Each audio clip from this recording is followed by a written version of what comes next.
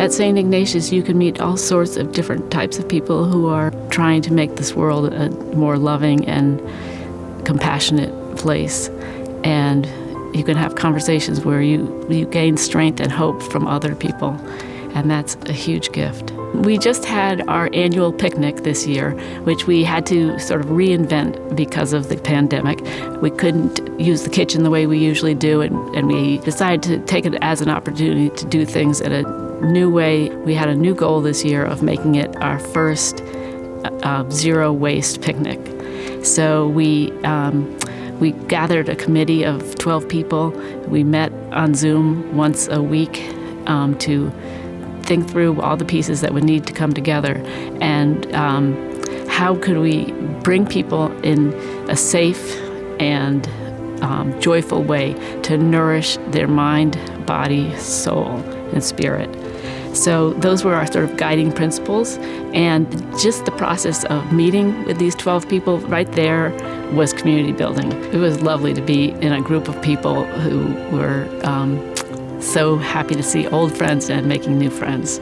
And we had beautiful music all afternoon, and that really created a spirit of joy and nourishment. When I plan music, what I'm looking for is something that our community knows and loves. Familiarity in music is super important, especially as we're trying to foster assembly singing. Assembly singing is probably the most important component and the most important hope that I have in the work that I do.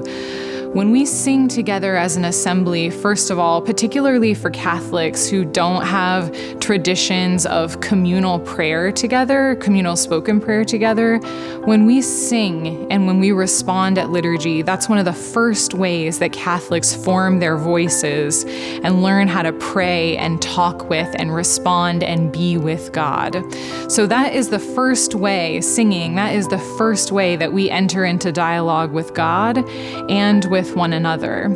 The other reason that it's so important is one of the deeply powerful components of worshiping together as a community is the synergy that happens when we meet each other at the table.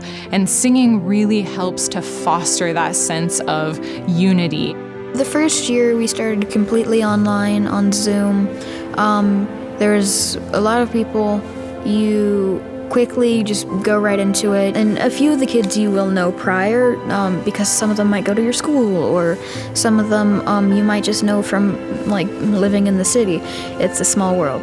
And meeting even new kids, that's the best thing, because you'll eventually maybe even run into them in like later years, like high school. And it just creates friendships that you wouldn't have had beforehand. When we first began, people came to the group and they didn't know each other.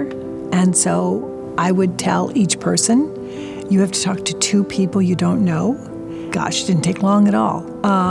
People came and talked to each other, and it still is difficult to have them leave.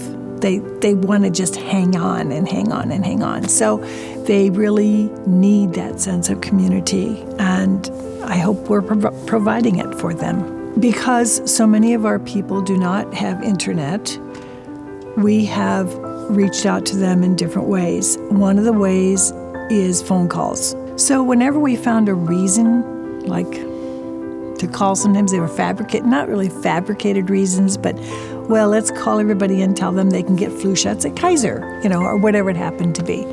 But the message was not so important. What was important was the contact. Whenever I do things for the program, I usually put the word out and ask the members if they have any feedback on X topic or Y topic. One says, the most difficult thing about being old is that we are invisible in this culture. And at the Owls, we are not discounted. Thanks to the Owls, we have been doggedly kept together, come rain, shine, or COVID. And that just, took me over the top, warmed my heart.